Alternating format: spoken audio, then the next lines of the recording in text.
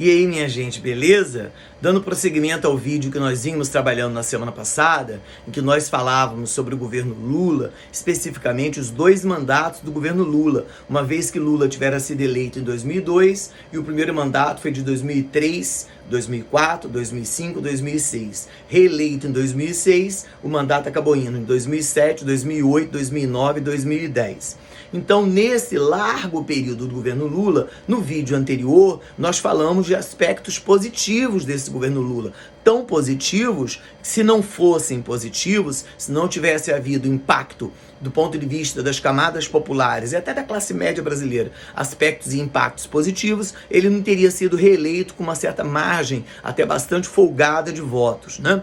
Então, naquele momento, naquele vídeo anterior, nós falamos sobre a aproximação do Brasil junto aos BRICS, nós falamos das ações afirmativas e nós falamos do Programa de Aceleração do Crescimento, o tal do PAC. Só que no segundo mandato, especificamente, essas obras vinculadas ao PAC, Programa de Aceleração do Crescimento, que em princípio eram obras ligadas ao setor de habitação, expansão da rede de energia elétrica, expansão de usinas hidrelétricas, recuperação da malha portuária, esse Programa de Aceleração de Crescimento também adentrou para outras áreas, para a criação de obras generalizadas de infraestrutura no Brasil. Aí eu estou falando de obras de empreiteiras, né?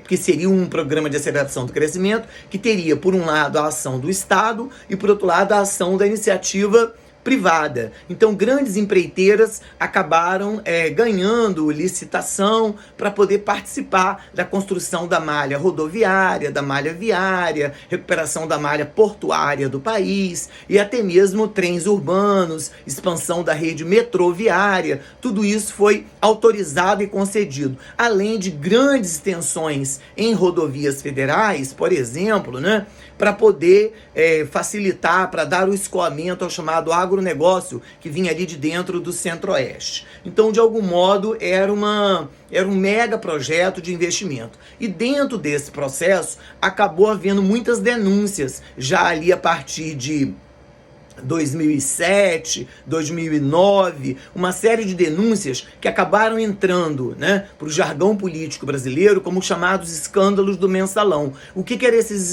eram esses escândalos do Mensalão?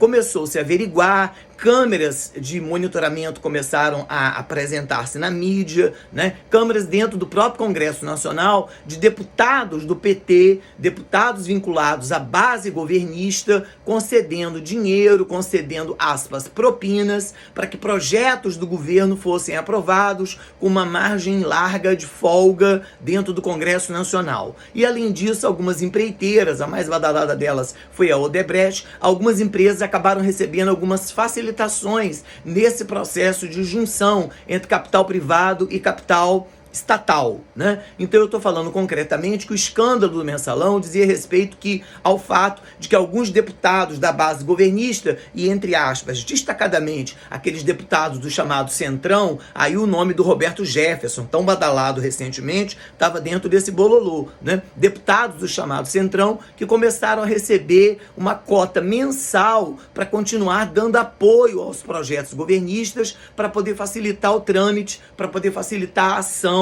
dessas empresas privadas nessa ação conjunta, nessa ação de apoio, para não dizer uma espécie de conluio mesmo, para que esses processos licitatórios, muitas vezes até, eu não vou dizer fraudados, mas licitações que privilegiavam algumas empresas em detrimento de outras empresas para a construção de rodoanéis, para a construção de grandes malhas rodoviárias e até mesmo malhas, recuperação de processos portuários no Brasil, como foi o do Rio de Janeiro, Espírito Santo, Maranhão e mesmo Salvador, né? Então, todo esse processo começou a ser denunciado, mas em que pese todos essas denúncias de deputados do Centrão e da base governista recebendo um salário, aspas, uma ajuda mensal para poder dar apoio aos projetos, o fato de empresas ganharem por meio de carta convite sem ter havido processos licitatórios, espero que entendam, né? Ganha uma carta convite, participa então do processo de reestruturação de uma rodovia federal, mas não houve uma licitação prévia prévia para aquilo poder ter sido.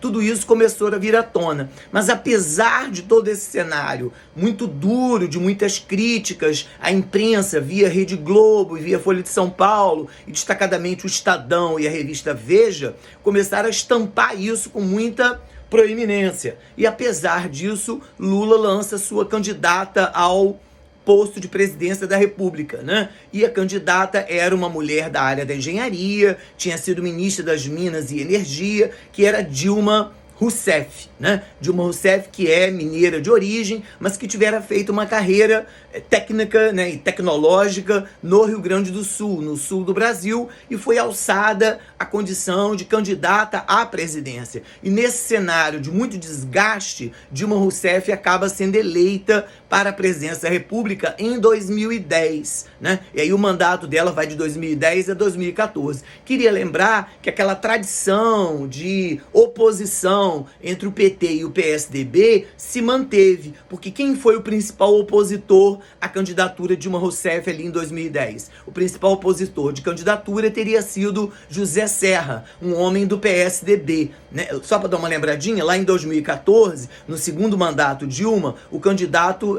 também é do PSDB e é a figura do não menos emblemático Aécio Neves, que foi o primeiro a lançar dúvidas sobre as urnas eletrônicas e chegou a solicitar recontagem de votos ali já em 2014, lançando essa centelha, lançando essa fagulha, para não dizer esse fogaréu, que acabou se dando depois com a extrema-direita, de falar que as urnas eletrônicas não eram confiáveis. E olha que o Aécio Neves era um homem do PSDB, supostamente um partido de centro-esquerda, um partido que sempre esteve na composição do processo, sempre foi um partido que se vestiu como social-democrata, um partido que sempre se vestiu, ou vestiu a camisa e a roupa e a identidade de ser um partido progressista, tá certo? Mas de toda forma, esse escândalo não impediu que Dilma tivesse sido eleita.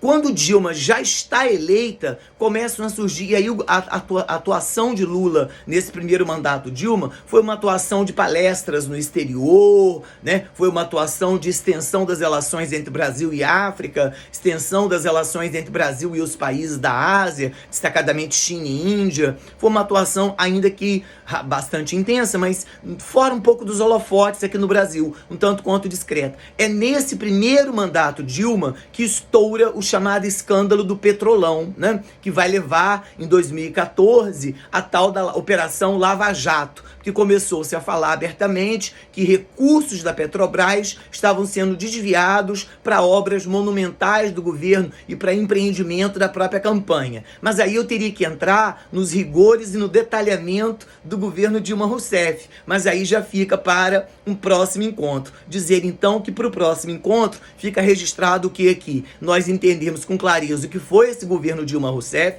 quais foram as prioridades, as novas ações afirmativas do governo Dilma, como por exemplo Minha Casa Minha Vida, a questão das cotas raciais, as cotas para as PCDs dentro das universidades, e ao mesmo tempo como é que ela teve que gerir um escândalo que teoricamente não era dela. É o escândalo ainda o desdobramento do Mensalão e o novo escândalo do Petrolão. O escândalo do Mensalão eu já tentei explicar aqui agora. Tanto é que Lula, de maneira amainada, retirou-se um pouco do cenário, mas não teve jeito. Em 2014 veio o escândalo do Petrolão, veio a Operação Lava Jato, e a partir daí Lula teve no holofote, e isso respingou de maneira violentíssima sobre Dilma, que não chegou nem a completar o segundo mandato, haja visto que ela sofreu o impeachment, uma espécie de golpe político parlamentar mesmo, que lhe foi conferido de maneira bastante dura, de bastante agressiva em 2016, e quem acabou